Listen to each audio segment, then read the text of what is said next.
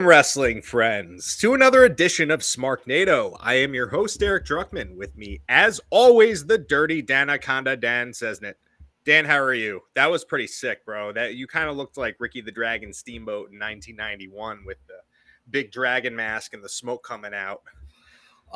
Yeah, that was the exactly what I was going for. You nailed Yes, I thought so. I thought Yeah, so, man. you nailed Yeah. it. No. Yes, things are shaping up nicely. Life is pretty good, man. I got no complaints. Had a solid week of wrestling, and I'm here to chat about it. Yeah, man. Solid in like, you know, the current product of everything that's going on for sure. But I think you will agree with me that it was also a sad week in wrestling. Yeah. We lost a bona fide legend. I don't think that anyone can really make an argument against Sabu being a fucking legend in professional wrestling. But yeah, we lost Sabu, and Yeah. it was pretty unprecedented that he died about 3 weeks after his retirement match against Joey Janela, the barbed wire match. And yeah, I think that the internet, they like to spin a lot, man. I've seen some people blaming Janela and Lauderdale, and that's just not fair. It's I mean, not fair obviously he regardless. died. He died 3 weeks after the match happened. Yeah, You know? I mean, I can't see. I mean, as an avid conspiracy theorist, I like to think things happen and whatnot. But no. Aside from that, the man, like you said, complete and utter legend. I don't know. It's sad. I think you were a bigger fan than I was, or even watcher than I was. Yeah, But I mean, I certainly had an affinity for Sabu as someone who really try to watch as much ECW as I possibly could once it hit cable TV, once it was on TNN. yeah, Because I was just so fucking amazed by it. Like this alternative counterculture wrestling, you know, and he was at the center of all that, man. And he's an innovator in that he used so many different variations of how to use a chair, you know, with the Arabian face buster that he would do. You know, just yeah. he would do a moonsault with a chair. He was incredible, and he just innovated a style that's been imitated so many times since. Yeah, I mean, you list hardcore icons or icons of wrestling. His name is going to be at the top of many lists. I know I he's think I think he's definitely Mount Rushmore of hardcore wrestling, and I don't even think there's an argument against that. yeah, no, I I don't think would it's even definitely subjective. You know, it's just he's just there. objective. You think he's Yeah. objectively a god of this shit? Yeah, man. Absolutely on the Mount Rushmore. And you say God of this shit, and like, yeah, there could be a case made for Mr. Nick Gage, but I think that there is zero argument against Sabu being on that Mount Rushmore. Yeah, I think he has what they say now, and he had it back then. That's aura. I Yeah. think that's overused, but he very much did. You know, a And man you of see, few words that just commanded a room. his presentation too, man. I don't know if you saw like old footage of like when Sabu first debuted, but like old school like mental hospital style, that he would have this, you know, Hannibal Lecter mask. Hannibal Lecter mask on, and they would like wheel him out, and he would be strapped into this like gurney that they would like bring him out onto, and then they would release him in the match because he would just be out of control. And Taz actually had that kind of gimmick too when he was Tasmaniac. But yeah, dude, just so revolutionary in what he did, and just God, and could the timing be any more strange, especially considering the fact this happened the week of the airing of the Sheik Dark Side of the Ring, or the It original is Sheik. very strange timing. I don't know, man. it's just really, really sad. But I'll be I, honest, like as much as I wanted to see the train wreck that was Janela and Sabu, it still was very sad to see what he had yeah, become because of what he did. I just And think he's just somebody like his uncle who you might see on the Dark Side of the Ring if you get a chance to watch it. I have not gotten into Both any of the later episodes of this Dark both Side of the Ring. of those gentlemen didn't know when to stop for their Yeah, and that's careers. it's unfortunate that but he died, very recently doing what he loved. So or Mhm, that was there's a time for us all, and I mhm. guess that was it. But in general, were there any matches that stood out to you? Was there anything I specific mean, that I stood out to you? really when I think of Sabu, I also think of another barbed wire match that he was in, him against Terry Funk. I think that was 97, like in right? '97, Yeah. yeah.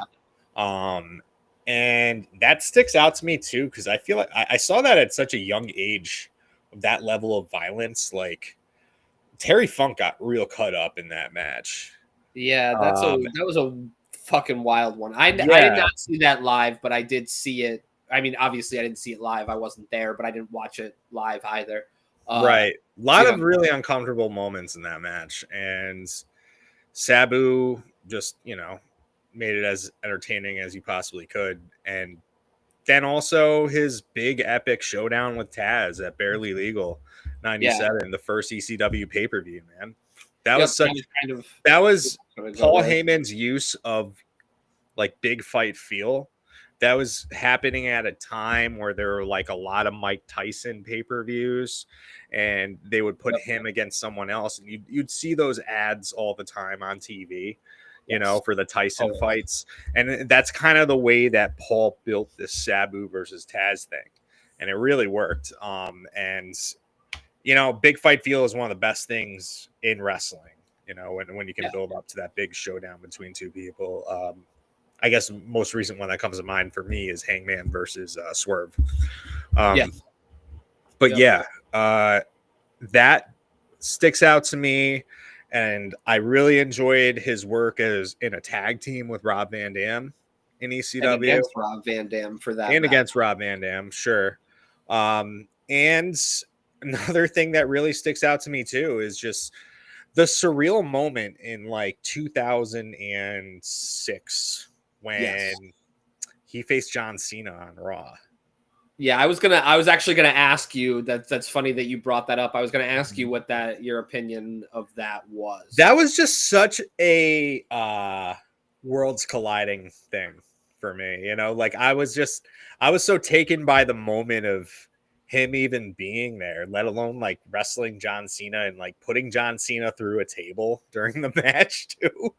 It was I wild, man. Like, that's I smile when I think of that memory, you It's know? a very surreal is an understatement in that Mhm. regard because that is totally worlds colliding.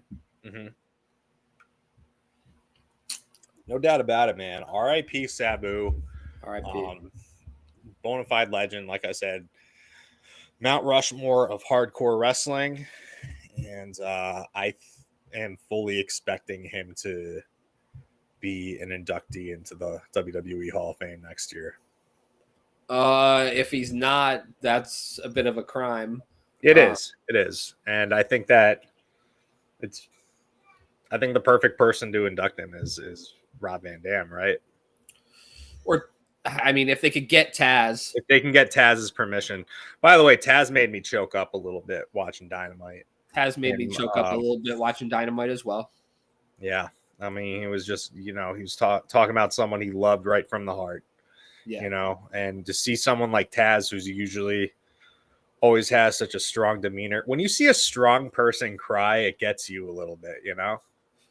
Yeah, it's good though. It's good to see Yeah. that kind of strong tough guy cry. It's good Hmm. for the mental health of a lot of people that Oh, think for you got to sure. be tough all the time. You could show that vulnerability in a moment of just Hmm. real sadness. Absolutely, man. Yeah, and I think we're gonna over the next month or so we're gonna see a lot of like Sabu tributes pop up in one way or another, whether it be like moves of his happening in matches or somebody. A lot of chair spots. We're gonna say. Yeah, yeah. I mean, with seemingly anarchy in the arena on the horizon, I could definitely see quite a few Sabu spots happening in that match. I am pretty excited for Anarchy in the Arena. We're going to talk about Dynamite next. I mean, so Do you want to talk about that next, or do you want to talk about Backlash? it's up to you, my friend. You are the host of the show. You are too, man. But let's get. I know you saw Dynamite in full, so let's just go over that. All right. Sure. All right. So not real hot tag team match to start the show. Osprey, Hangman Page against Takeshita and Josh Alexander. Just awesome stuff as you would expect from all these guys. I thought Fantastic that in ring. obviously, the finish is just. Is there anything cooler than the hidden blade with the buckshot lariat? I jumped up off my couch when it happened, and I don't like. You've watched wrestling with me. I'm generally pretty subdued. Like I don't yell, I don't scream, but that made me howl. The finisher, even though I'm not generally a fan of these guys are going to have a match against each other, so let's make them teammates in a tag match trope. Mhm. It's not something I enjoy for some reason, but uh, awesome match. Yeah, that spot definitely popped me big time. Absolutely. And I think this is like the third time we've seen Takeshita and Josh Alexander team up with each other. Really And you good know tag. what? When you think about teams that you can kind of match up against the current tag team champions, the Hurt Business, they may want to get Takeshita and Josh Alexander up there as the challengers. I'm gonna be honest, they should, because the bullshit that they're throwing at us on this coming pay-per-view, I care not to see Hurt Business on a pay-per-view against either Crew or Dustin and Sammy. Like That fucking sucks. no fucking thank you. Like That's you know why that sucks though? It's nothing really against the talents. It's a testament to AEW not really featuring them enough for us to care. I care so little about them. Yeah. There's so many other tag. They could have built that top flight tag team, top flight like match up till Double or Nothing, Yes, they could have done that. and it would have been a much better match. And people actually like top flight. Exactly. I actually, I'm not gonna lie, I like Crew. I do, but I don't think that they're a legitimate contender. Especially not against those two. No way. You really have to suspend your disbelief for that. And then Oh. another thing that kind of takes you out of it is who's the guy that used to be on the outside of the ring all the time going, Lashley, Yes. Lashley, Leo Rush, Yeah. And Yeah. he's fighting Bobby Lash. Like that's kind of, I can't really believe that.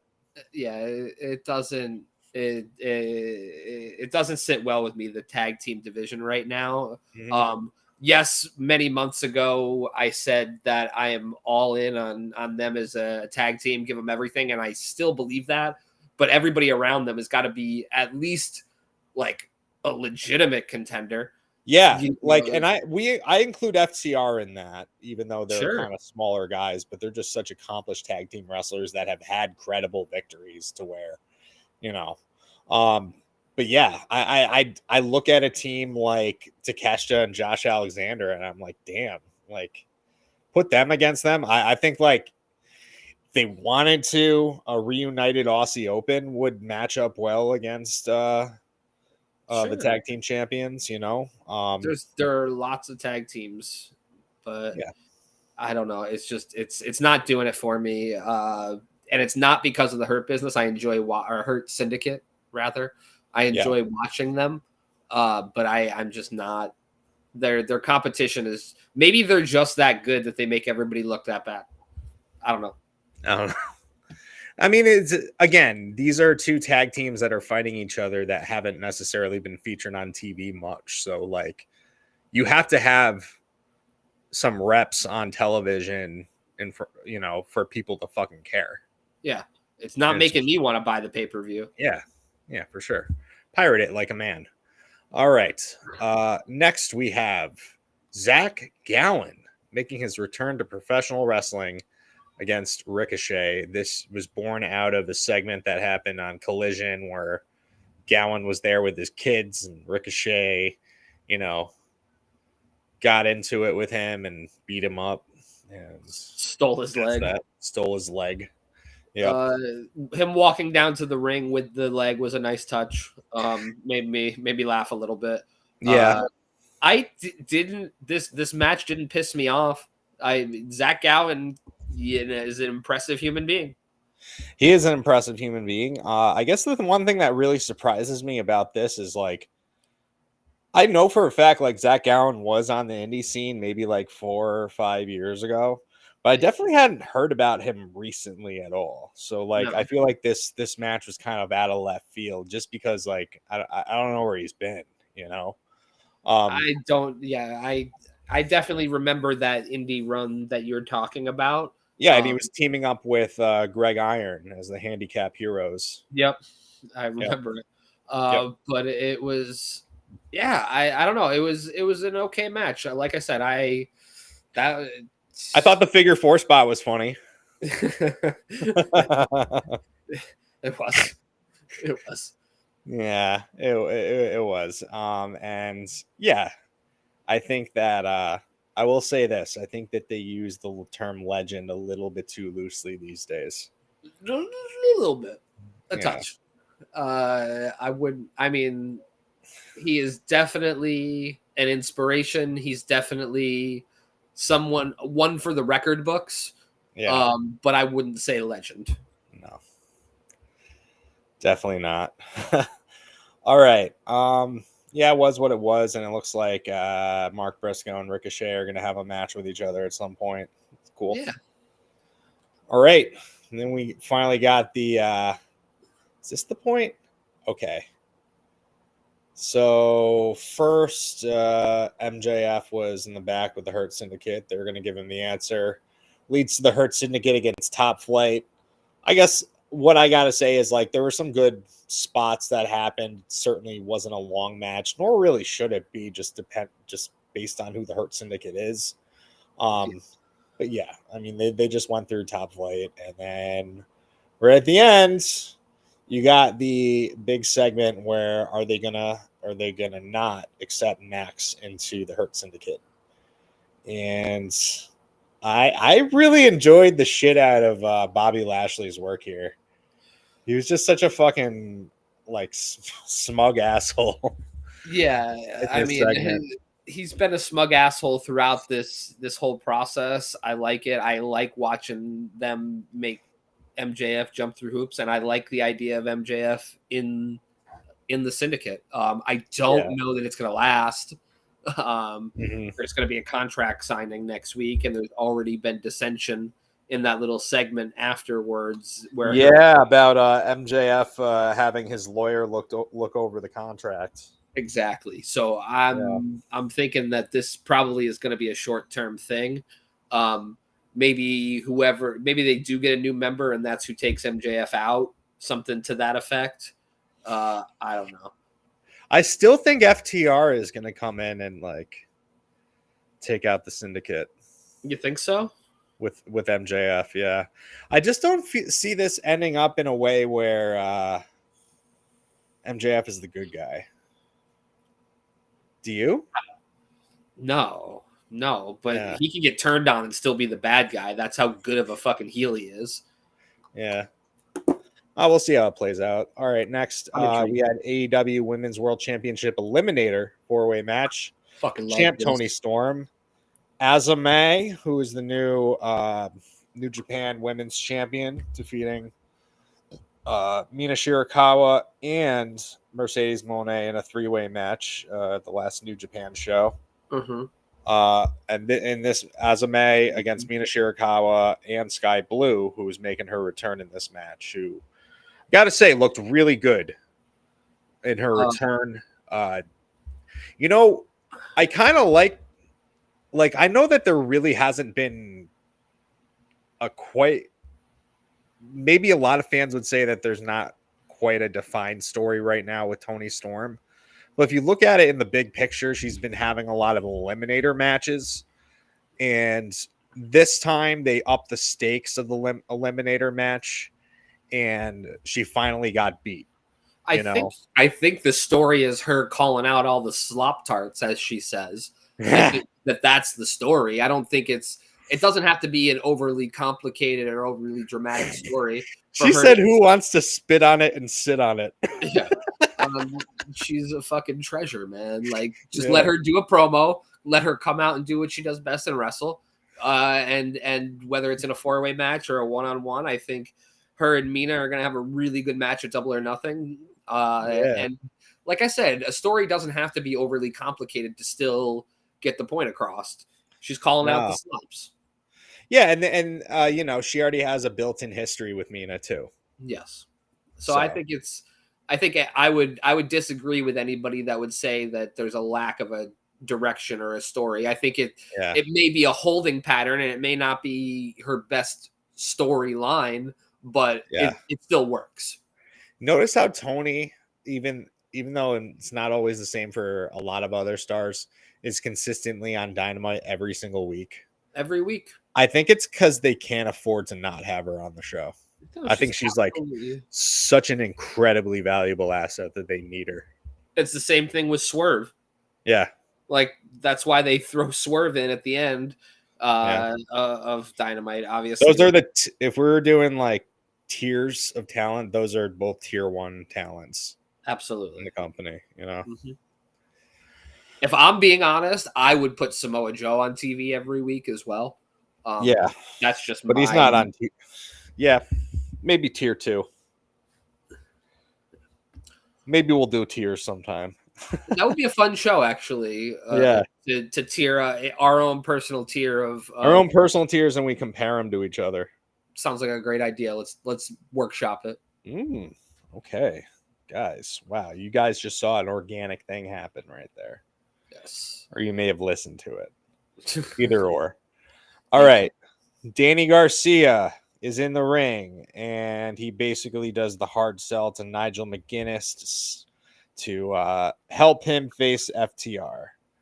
And this just kind of ends up with FTR attacking them. And God bless Daddy Magic and his crowbar coming out to save the day. And it does look like we are going to get Daniel Garcia and Nigel McGuinness against FTR. And boy, oh, howdy, does that make me excited. That is, I mean, anytime we get Nigel is just, house money. You know Yeah, what I and he's mean? working with FTR. That's something I would never believe, you know? Never believe. I would have more pictured him wrestling against Danny Garcia than with him, Mhm. which is a match I would definitely love to see someday. Yeah, I don't see why not. I think one of the most under cover, like not undercovered, under the radar matches of last year was Nigel against Lee from the Ring of Absolutely, Honor show at the end of the year last year. Like, it did yes, not get enough like acclaim as I personally feel it should have gotten. because it was on a Ring of Honor show. Yeah, exactly. It's all like might as well have been buried, right? All right. To end the show, we had a hot steel cage match: John Moxley versus Samoa Joe. I enjoyed this very much. I guess Me the too. only thing that just took me out of it is because it is happening on a Dynamite and it's for the AEW World Championship. I had no like feeling in my heart that there might be a title change. I Um, think I think that's just a result of us watching too much wrestling. What I've been trying to do is put myself out of my smart version of myself when I'm watching it, and you really try to live kayfabe. I try to live at kayfabe, man, because I'm like, because if I don't enjoy it. I You think know what I that's mean? fair. I think that's I, fair. it And just like at the same time too, you know, I'm sure we were similar like in our teens and 20s, like cheering the heels and stuff like that, you know, like yeah, thinking we're for so sure. cool. Like as you get older, you're just like, you know what? It's kind of more fun to cheer the baby faces and boo the heels. And you can still love the heels, but boo them. And they want Yeah. you to boo them, you Yeah, know? just yeah, that give them what they want. Give them their heat, Hmm. right? Like that's what they're there to do. Like it's Exactly. they're silent when a heel is there, and then being the asshole fucking contrarian Hmm. that has to cheer when the heel comes out. Like that's Right. not fun. It's fun to get in a That's kind of crowd. what rubbed me the wrong way about WrestleMania with the whole all the fans booing Cody. Yeah, You it know, it just it's just didn't look like good. I get it. Maybe like Cody's losing you guys a little bit, sure, but like I don't know, play along. Yeah, It's just more fun, hmm I you know. completely agree with you. And like Cena's a heel for the first time in his fucking career. Let's give Hell him the yeah, heat he needs. let's You boo know. him. I can't wait to boo the shit out of him at SummerSlam. And we Yeah. get to do it, and it's real. And we're not just doing it to be like oh, we're the cool guys because we're booing Cena. Like, Right. I don't know. It's fun. It's gonna be a lot of fun, man. Yeah. Yeah, we'll have to talk about SummerSlam too soon too. But obviously, you know, this resulted in John Moxley retaining. The big surprise here is that he got an assist from none other than Gabe Kidd, Big who pop for me. yeah, big pop. I guess we're gonna get more of an explanation to this association here. But It, this but was all just a big elaborate thing and to set up a big what's it called? Anarchy in the Arena Anarchy match. in the arena match, yeah. And I guess we're gonna get more people that are gonna participate in it. How many is I Anarchy felt like six it on was just a six? little bit. I thought it was a little too schmozzy at the end of the show. It was a Personally, lot that's my schmozzy. take. I wish it was more Gabe Kid focused because that's a big piece to just throw in as an Yeah, ally Mox and with like no real explanation. right, and I feel like they could have just kept it like they could have had the blow off to settling it for Anarchy in the Arena next week. Like I just felt like too much happened at once. You know what I mean? Like Yeah. too many people were just suddenly out in the ring, just like I getting their licks in. You know? I honestly think that they needed Anarchy in the Arena. They need to promote it as soon as possible because I don't think this is a very good card right now. Like refresh me. Like what do they got so far? I mean, we're gonna have Osprey versus Hangman, which is gonna be Great. good, right? Um, I think Mina and Tony is gonna be good, right? Yeah. But that's not like it's not a huge match. And you're gonna have Daniel Garcia and Nigel against FTR. You're Yeah, probably, and then you're gonna get Hurt Syndicate against the Scrub Tag Team, yeah, which is a huge downer for me. right? And then what else? No TNT title, No obviously. TNT title. The Continental Champion is in the Anarchy in the Arena match. The world TBS champion title. Who's the TBS champion at this point? Mercedes. Oh yeah, She's in the final against Hater. she's probably facing. Oh yeah, she's in the final against Hater. That's right. That's right. So, you know, I don't know for something You're to gonna get a it little just doesn't Roosh versus Kevin Knight. I don't know, just the card just doesn't pop to me for some reason. So I think adding Anarchy to the arena was kind of a necessity for me for the card to just be that much more, uh, you know, Yeah, jump off the page. you got to sell some tickets for this Yeah. show. That's for sure. Yeah. All right, so it was a solid Dynamite overall. You know, some criticisms for sure that were valid, but it's not like I didn't enjoy it. So It's been strong. I liked the main event. I liked the opener.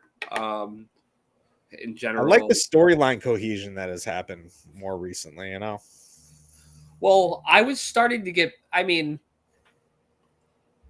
I was starting to get aggravated with a schmozzy storyline. Like everybody was sort of being involved, but it all sort of tied itself together last Yeah. night. So to me, I'm okay with like looking back. I didn't like it, but now that the story has been told, I'm all for it. yeah, I agree. All right. Yeah, I might be a little stoned, guys. But, yeah. Anyway, we got Backlash. And Dan, you didn't really finish it, did you? I'm literally I have it on in the background so we can talk as we go, and I'm sure by the time we get to it I'll be there. What match are you on right now? Cena and Orton. Oh, good. Okay. Yeah. I saw all the other stuff so far. All right. Okay. All right. So we will start off with the Fatal 4-Way match for the WWE United States Championship. Jacob Fatu defending against LA Knight, Damian Priest, and Drew McIntyre. A lot of really cool spots in this match. A lot of just amazingness from Jacob Fatu that we've come to expect. It was especially fun watching this shit with a group of guys who don't typically watch wrestling. We had the WWE Backlash pay-per-view on during my buddy Rob's bachelor party weekend. All right.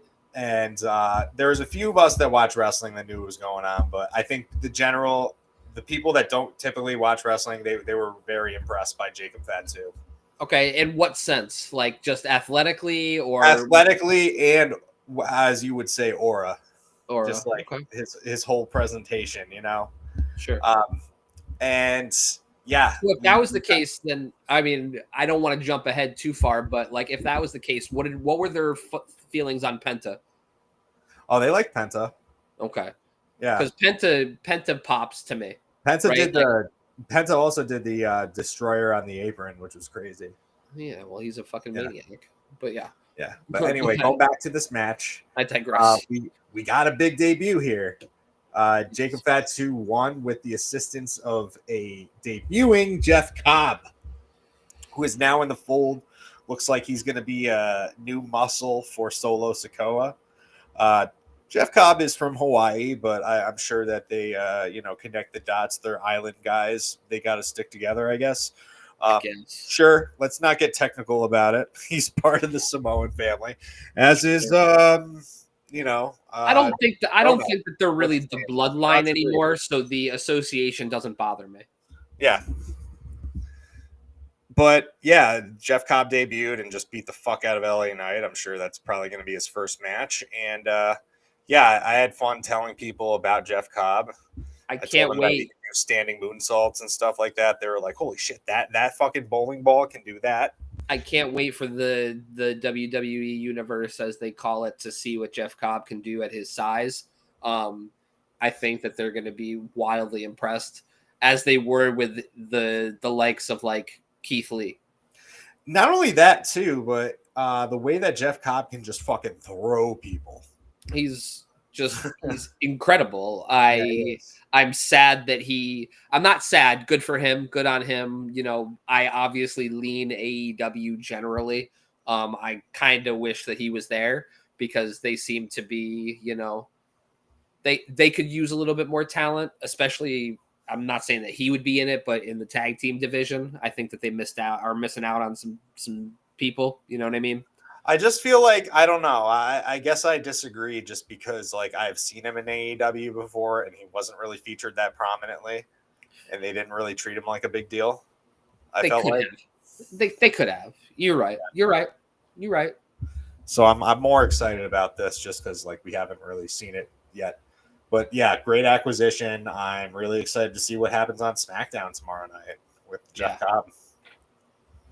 I think eventually we are going to get Jeff Cobb versus Jacob Fatu, like you said. And that's current muscle versus old muscle. Yeah, absolutely. Yeah, that's definitely a match that has happened before. It's probably somewhere on YouTube. Anyone what wants promotion? I don't know.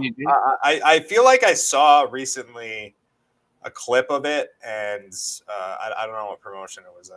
Probably somewhere on the West Coast. I would keep guess. Talking. I'm looking. Yeah. Anyway, next for the WWE Women's Intercontinental Championship, Lyra Valkyria versus Becky Lynch, and this was a hell of a little match. Fantastic. They have very good chemistry, and I was actually shocked by the ending. I was too. I was fully expecting Becky Lynch to win here and then, go on to a feud with Bayley. But it looks like it's going to take a little bit more time. We still haven't seen Bailey debut back yet after all this. So I'm interested to see how that feud is going to play out, because I don't think Becky and Bailey have like feuded with each other on the main roster yet. Yeah, have they? Not that I can recall, because they were.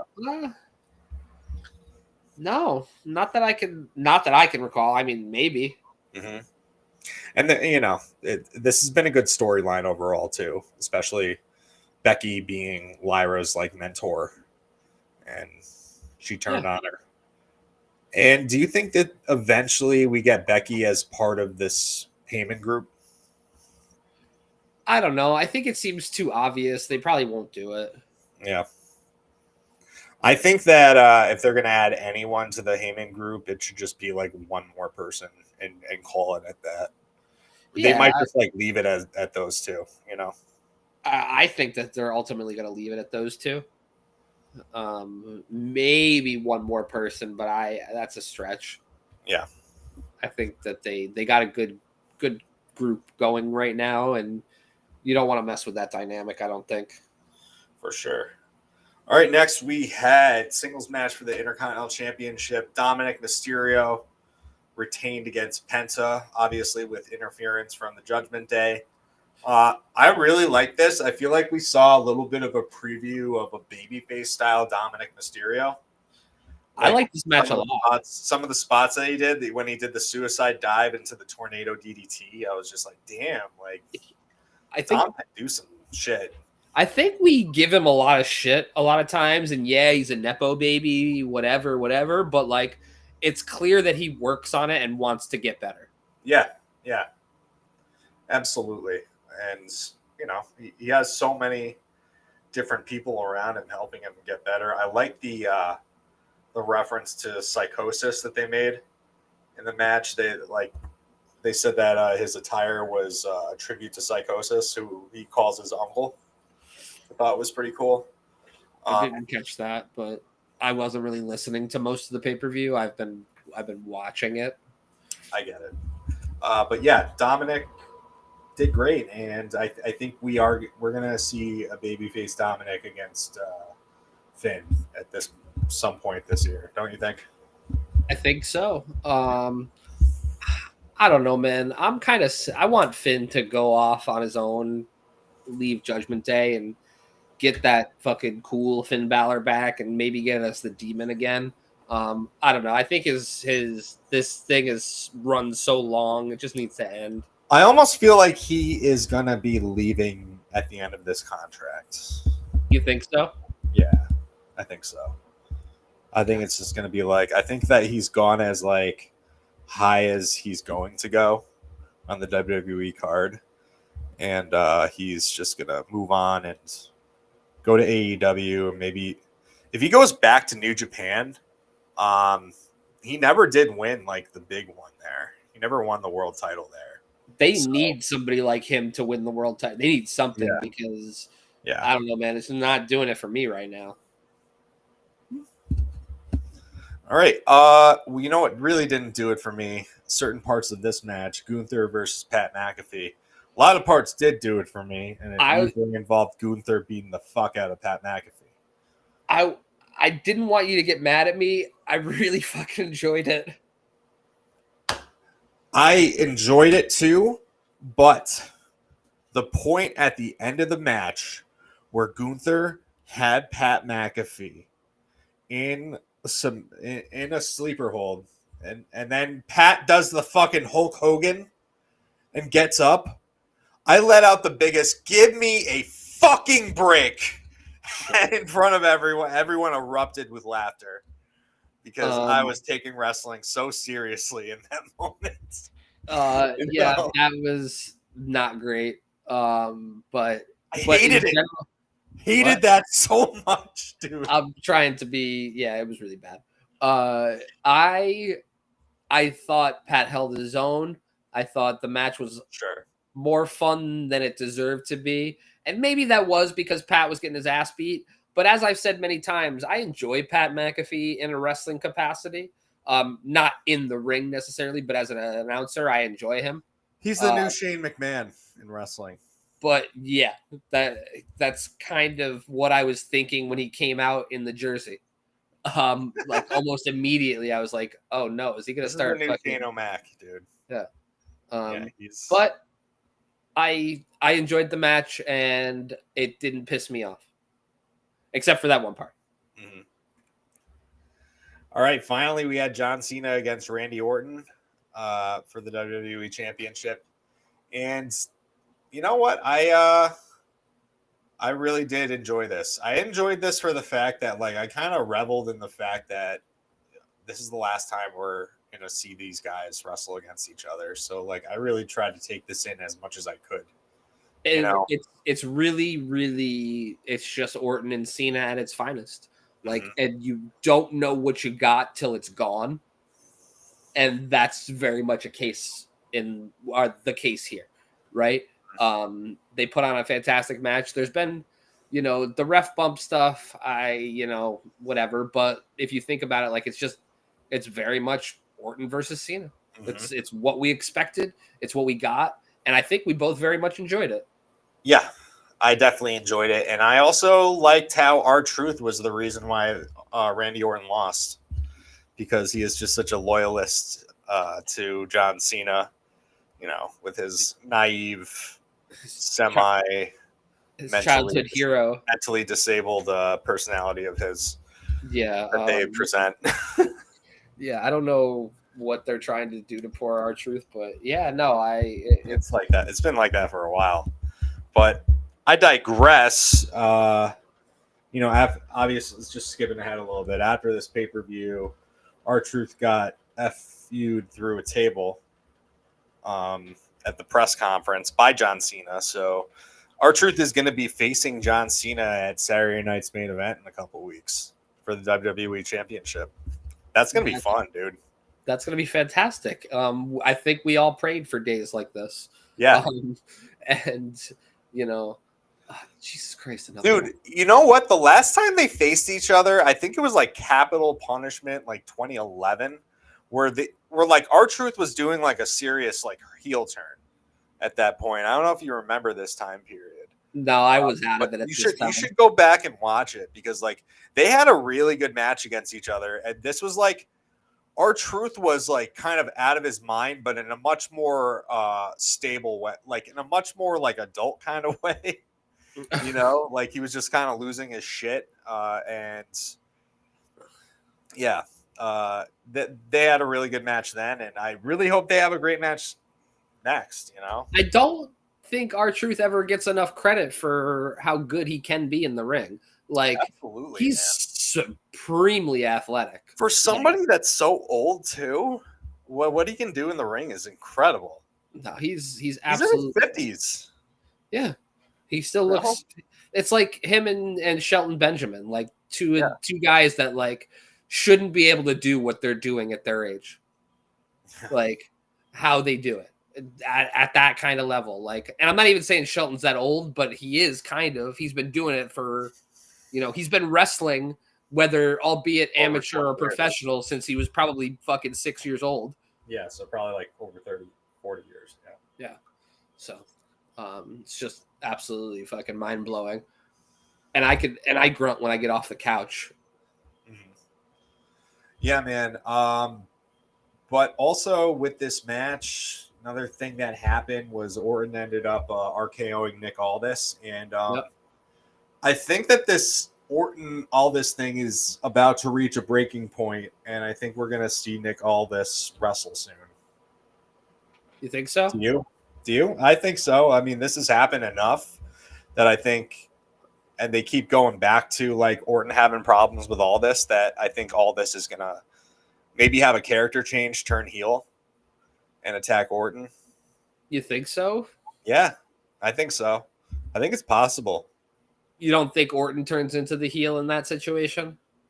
No, because fans will not boo Randy Orton. You don't think so? No, especially not against Nick Aldis. Nick Aldis doesn't have like this established rapport with the fucking fans. Yeah, No, you're right. I just love heel Randy Orton. I do too, and I think we're gonna see it at some point. But But I right now, love heel Nick Aldis, and I think that the WWE audience would be interested in seeing that too. I think him and Randy would actually match up really well against each other. I haven't seen Nick Aldis wrestle in so long, not since NWA. He always had pretty solid matches, and I thought his match at All In against Cody was really good too. Oh shit! Yeah, I forgot about that. Yeah, I totally forgot about that. I That mean, was why still, not? You know, like let's see what all this has. They have a couple of more minor pay-per-views coming up, so like it wouldn't be like a huge risk to put him in something with Randy. no, yeah, they have some stuff coming up in between. I wouldn't make it a SummerSlam. Well, they Exactly, do that's need what to I'm fill. saying. I like you. I would put it on a major pay-per-view. They do need to fill the SummerSlam card. Yeah, but I don't think that's going to be on the summer. Personally, I don't know. It's 2 I could be nights, wrong. Yeah, that's true too. so I don't know. We'll see. All right. But fucking solid show overall. And you know, we got Saturday night's main event coming in a couple of weeks, and we'll see how that all plays out as well. Is Saturday night's main event the same night as Double or Nothing? I don't know, man. I think it might be. Yeah. Well, I mean, I would probably watch Double or Nothing and then tape Saturday night's main event. Probably. Yeah. Double or Nothing 2025 is. I don't know.